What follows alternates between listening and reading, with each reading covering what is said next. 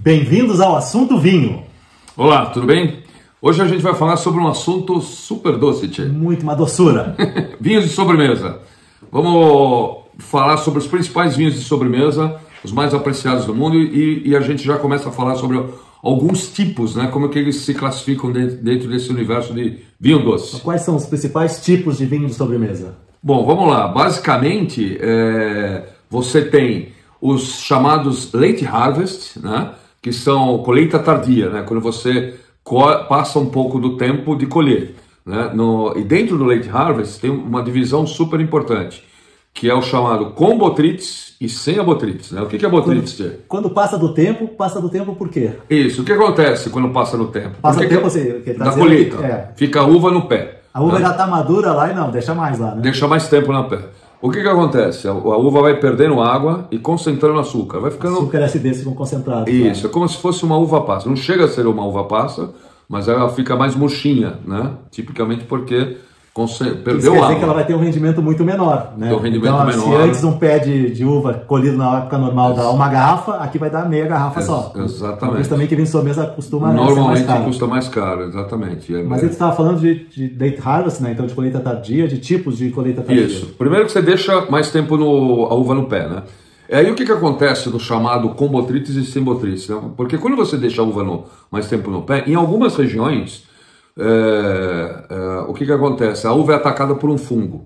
E esse fungo faz... Mas não é ruim? Não estraga a uva, não? Não estraga. Esse fungo que descobriram quando foi atacado pela primeira vez, foram verificar e viram que davam um efeito absolutamente maravilhoso na uva. Os primeiros a fazer isso devem ter feito meio na sacanagem, né? Pô, pegou o fungo, mas azar, não vou perder a produção, faz assim mesmo, vamos ver no que dá. Deve ter sido bem isso. E os caras descobriram... Eu não vou jogar fora essa uva. Do mundo, né? Exatamente. Porque o fungo, ele também faz esse efeito de tirar água e concentrar açúcar e acidez, mas ele também traz junto um aroma muito típico, né? Do botrytis. É um aroma de fungo que junto com o aroma doce do vinho é realmente espetacular. Você sente a diferença no nariz de um vinho. E quando é atacada, essa botrytis acelera esse processo porque ela faz esporos da uva e ela perde mais líquido ainda, então ela concentra mais ainda, né? Ela acelera essa concentração da uva, que vai já vinhos então com a uva com mais açúcar e mais acidez da uva. Realmente é um processo muito interessante. E dentro dessa categoria de vinho botrytizado, né, a gente tem duas grandes regiões produtoras, né? Na França, a Sauternes, né, que é uma região de Bordeaux, e na Hungria, Tokaj, né? A gente tem até aqui um exemplo de Sauternes, tá aqui da safra de 2019, Le Compère. Tá vendo aqui que é uma minha garrafa, até meio comum, né? Como o Júlio falou, os vinhos de sobremesa são mais caros, eles acabam vendendo em meia garrafa até. Você toma menos, né? E paga mais caro. Mas então, se essas regiões onde acontece esse fungo, então ele fica botrytizado, esses vinhos são mais valorizados que os das regiões que isso não acontece, certo? Exatamente. Então, como isso não acontece em muitas regiões do planeta, né? São pouquíssimas regiões que o clima e a região permite o ataque desse fungo, os vinhos são muito valorizados. Tanto que os vinhos de Sauternes são considerados os melhores vinhos de sobremesa do mundo, né, tia? Já ouviu falar de Chateau d'Yquem? Isso, quem? Chateau d'Yquem, que é o vinho de sobremesa mais famoso do mundo, com preços, dependendo da safra, aí, que rivalizam com muito tinto famoso. E na Hungria o Tokaj, né? Que também é o mesmo estilo do Sauternes na França, e você vai encontrar produtores e exemplares tão espetaculares como os de Sauternes. Mas se eu quero um vinho de sobremesa com colheita tardia, e eu não quero investir tanto assim, a ponto de ter um botrytizado, um Sauternes, um Tokaj, o que eu faço? Aí a gente vai para o late harvest sem botrytis, né? Como a gente estava falando, a uva ficou mais tempo no pé, ela ficou com mais acidez, com mais açúcar. E a gente tem várias regiões produtoras no mundo que fazem late harvest. Na verdade, como o Júlio lembrou que a gente estava conversando, todo mundo que faz vinho bom no mundo faz o seu late harvest, né? Não todos os produtores, mas todas as regiões têm alguns produtores que fazem late harvest. E a gente tem aqui um exemplar da África do Sul, do excelente produtor, né, o Nederburg. E no Chile, a gente acha muito fácil também. Esse é Luiz Felipe Edwards, só que está com selo de Clube Sommelier. Isso, que é um selo próprio lá do Pão de Açúcar, mas o produtor é o Luiz Felipe Edwards, que é um excelente produtor. Inclusive, esse é um vinho que a gente costuma achar em promoções aí. Estamos fazendo uma propaganda gratuita para o Pão de Açúcar. Mas em promoção no Pão de Açúcar, esse vinho sai por um preço muito bom, vale a pena comprar para experimentar. Quanto de álcool tem esses vinhos? Vamos lá. O Sauternes tem 12,5.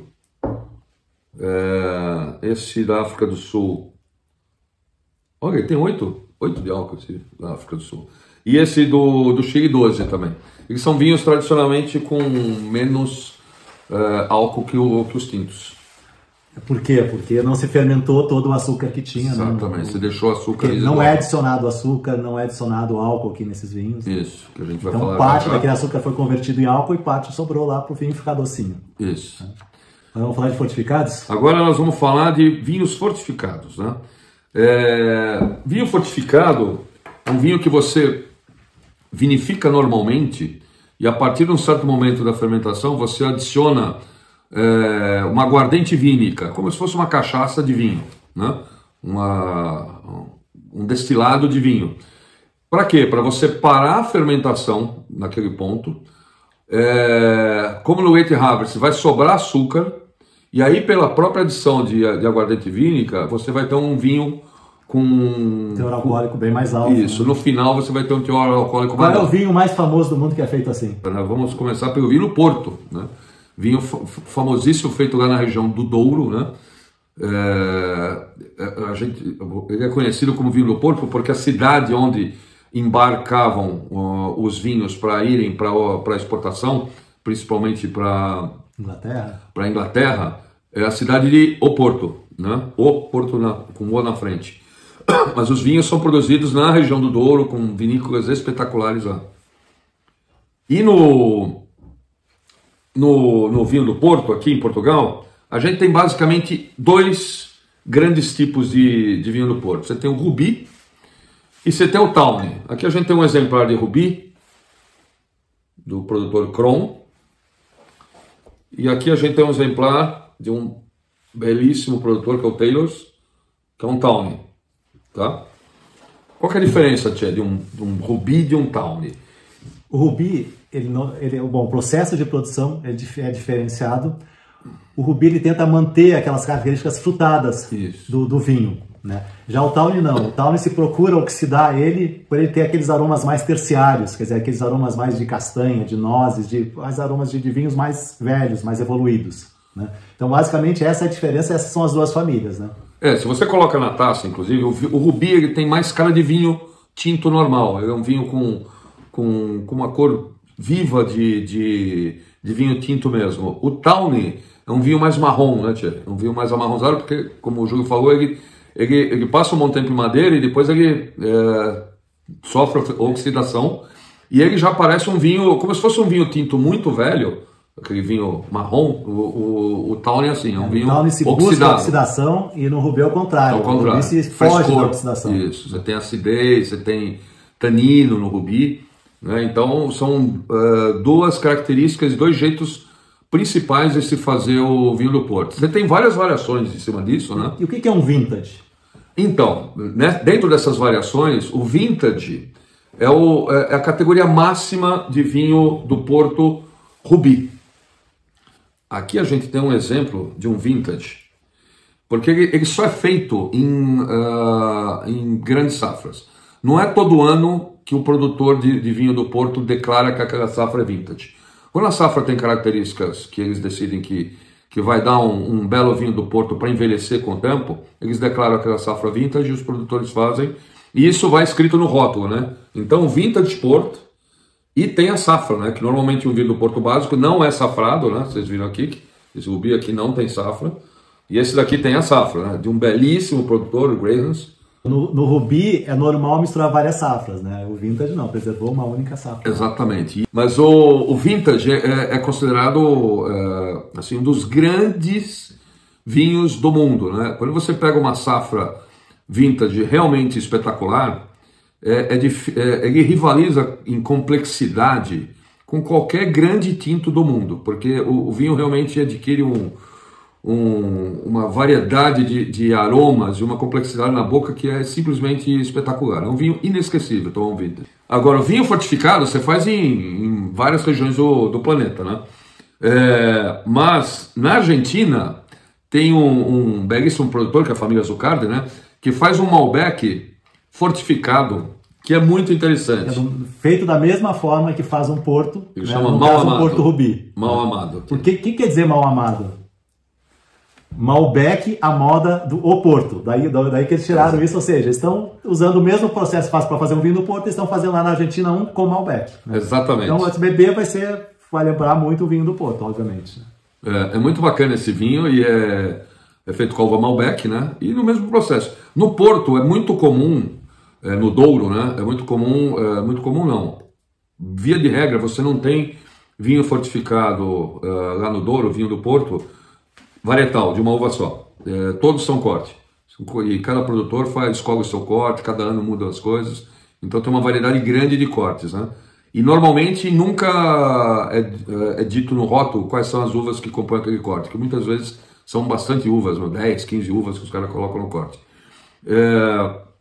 E este Malbec da Argentina, então, o Mal Amado, ele foi feito com uma uva só. Então é como se fosse um Porto feito de uma uva só, Malbec. Tá bom, Tchê?